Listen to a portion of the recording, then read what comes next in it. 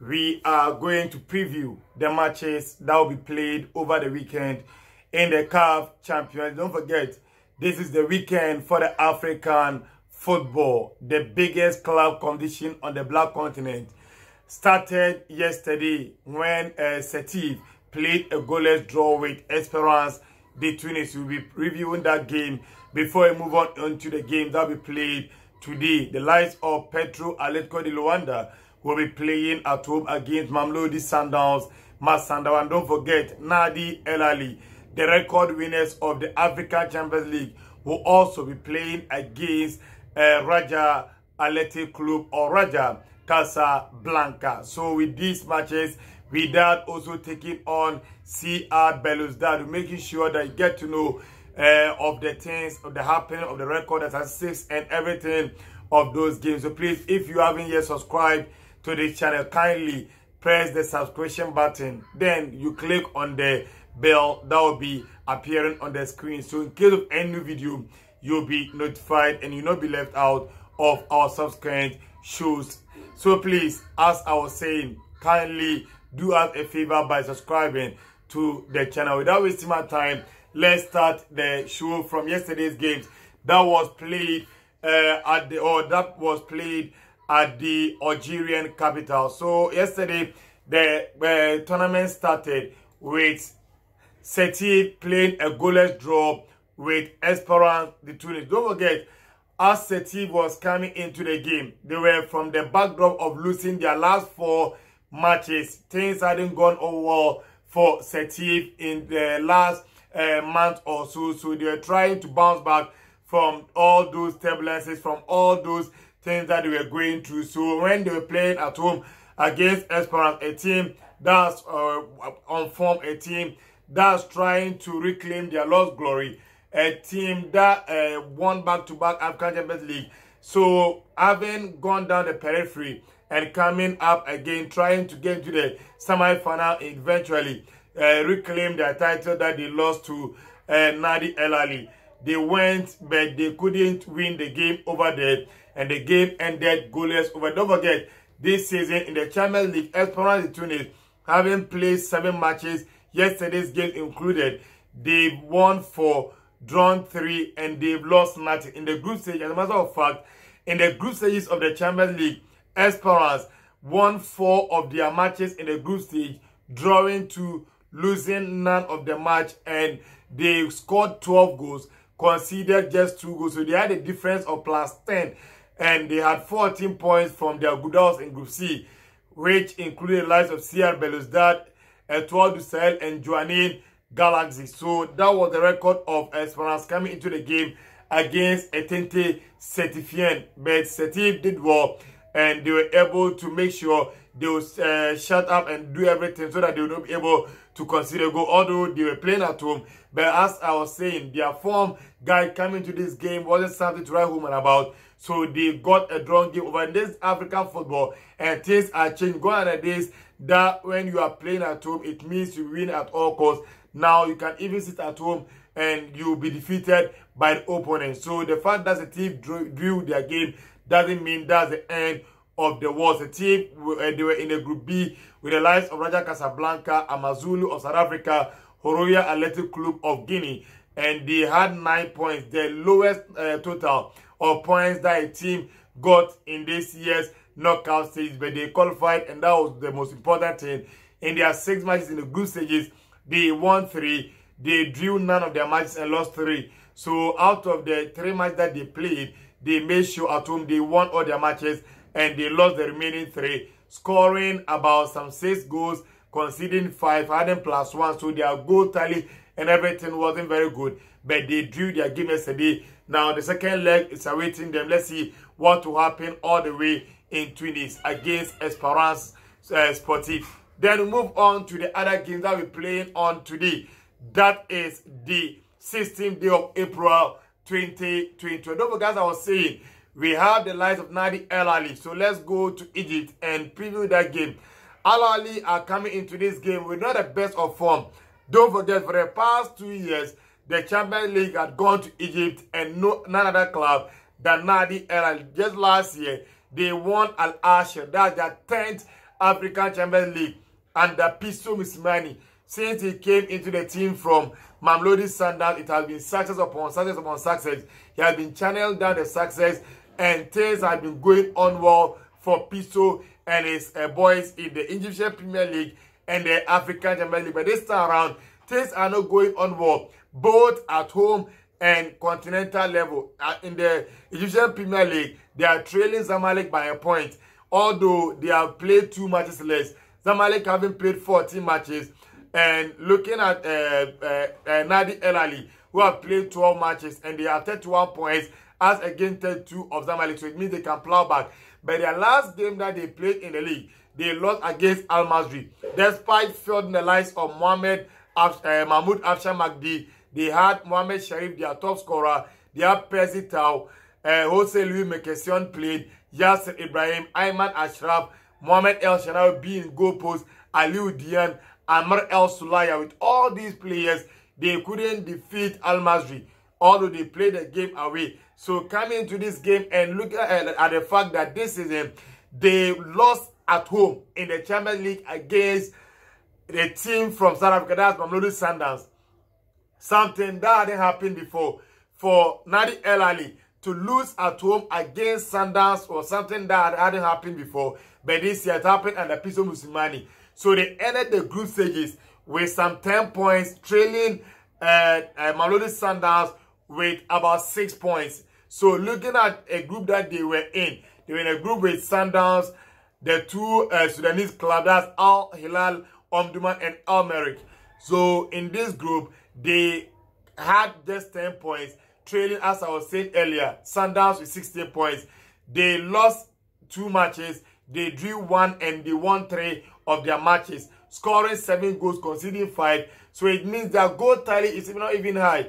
So for you to be confident that they can be able to topple a resolute defense like that of Raja. Don't forget, Raja on the other hand too, this year's Champions League, they haven't scored many goals. They've scored the same number of goals as Nadi El Ahly.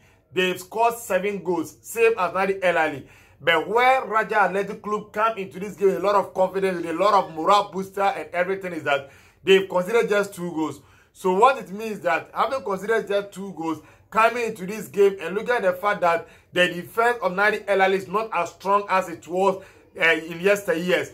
That's why the fact that they've recouped Mohamed Abdul Munim, who was one of the standout performers in the just ended AFCON that Senegal won from Egypt in the penalty shootout. Looking at him and you look at Yasser Ibrahim, who is still there, Ayman Ashraf is still there, you look at Hani Mohamed, that's still over there, Ali Malul, for me, one of the finest left backs that we had on the black continent for the last decade. Looking at all these players, Aliou Dieng, Ahmed El Sulaya being in midfield, you look at Hamdi Fati and the likes. Yes, still, their back line wasn't as resolute as we used to know them in recent years. So now Nadi El Ahly is going to play against Raja Athletic Club. And as I said, this is a Raja club that played 6 matches in the group stage, lost 1 and won 5. So they had 15 points from the group B that they were in. So this game will be a game that, for me, I won't say how Nadi El Ahly will bounce back, because this is a Maghrebian affair. 2 North African sides trying to cancel themselves out. The last time that they met, Nadi El Ahly toppled Raja Casablanca. So this will be a game that we won't see how they pan out. As I said, Percy Tau is still over there. Mohamed Sharif will be playing. You look at Mahmoud Afshar Magdi, or Mohamed Afshar Magdi. Then you look at Abdelkader Bedran, who is still over there. Then you look at the likes of Aliou Dieng. You look at the back line, Yasser Ibrahim, he will still be over there. Mohamed Abdul Munim, Mohamed Al Shanawi, Ali Malul, all these players will be there. The live Jose Louis Mekession will be coming on from the bench. So you're looking at these stars players coming against the might of Raja Casablanca. For me, I'm taking Nadi El Ahly to emerge as the slim victors in this game. Then move on to Angola. That's where we have the Girabola club, that is Petro Atletco de Luanda, playing against Mamelodi Sundowns, Masanda Wana. Petro Atletco de Luanda too in their group. People didn't give them a dog chance because they were in a group with that Athletic club, that's WAC of Morocco. Then look at Zamalek from Egypt, Sagrada Esperanza, who are also in Angola. So they were playing against their rivals in Angola, that's Sagrada Esperança. Then look at Zamalek, who have won the African Champions League no less than 5 occasions. So looking at these clubs and their pedigree in the African Champions League, people thought that maybe Petro, Atletco, the Luanda, a team that hasn't finished in the knockout stages for in about a decade or 2 decades or so, for such a club to be able to be in such a group and still be able to emerge out, it tells you how resolute and how good that they are. So now that they are going to meet against, for me, the informed club side in African football, doesn't matter whether you are talking about Ahly, talking about Wydad, Atletico, Esperance de Tunis. No, for me, Mamelodi Sundowns and what they've shown down the years, they've shown that they are a club that knows what they want, and they have like a project that they are working towards, and they have a target for themselves. So since winning the Champions League in 2016, they've been out of the group stages barring 1 occasion, and always they are part of the last 8. And it's only once that they'll be able to scale through the quarterfinals to the semi-finals in 2019. But yes, we're not talking about the big boys in Africa. You cannot do away with Mamelodi Sundowns. This season, they've shown that they are ready, because for you to go all the way to Egypt to defeat Nadi Ahly, it tells you that your team is as good as any. So the likes of Mankoba Niti, you look at the likes of Rulani Mokena and the likes. The work that they are doing over there, for me, I think they are doing splendid job over there. No wonder why their last 3 games, they've scored 15 goals. Believe it or not, they've scored 15 goals in their last 3 matches that they played. And in the league, the last match that they played in the DSC Premiership, they defeated Lamontville Golden Arrows by 6-0. And Peter Shalu Lille, the man on form, the man showed once again that for me and for the likes of Adams and the likes, we've been talking about him, and for me, we are not just saying it for saying sake, but he is just on form, and he's one of the finest strikers on the Black Continent. He scored his 21st goals in the South African Premier League over the weekend against Golden Arrows.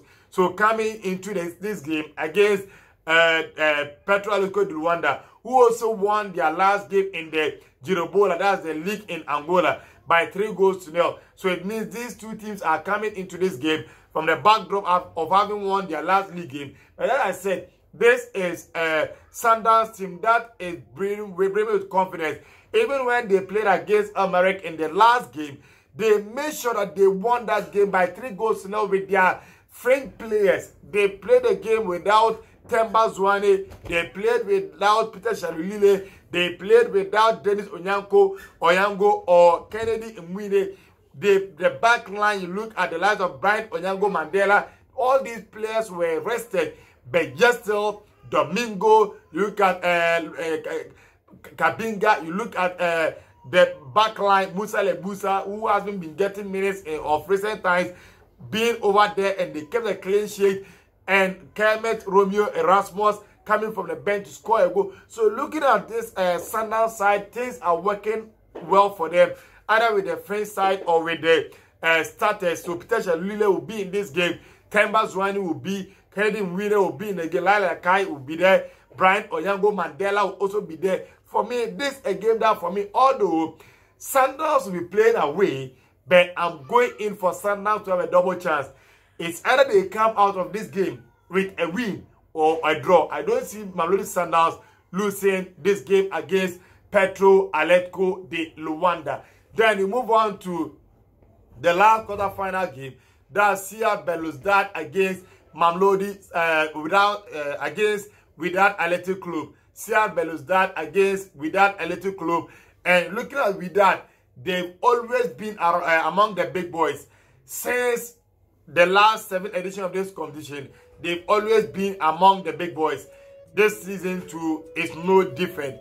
They have 6 games in the group stages. They made sure that they won 5 and they lost just 1. Taking a whooping 50 points from the matches that they played in the group stages of the Champions League. CR Belouizdad, on the other hand, also picked up 3 wins, 2 drawn games, and a defeat. So they are coming into this game with a very good form also. So for me, Wydad playing against Wydad, it will be an important game, but I'm calling this game a draw game. I don't see a winner in this game. So that is where we will end the show. This is where time will permit us. So please, this remains the Madiba official channel, and we brought you the review and the preview of the African University. Don't forget, after the games, we will be coming your way with the review of the games and the preview of the second leg encounters that will be coming in the reverse session. So please, if you don't subscribe already, kindly subscribe to the channel so in any video you'll be notified. Thank you for always being with us. Adios, gracias, muchas. Merci beaucoup. Bye bye.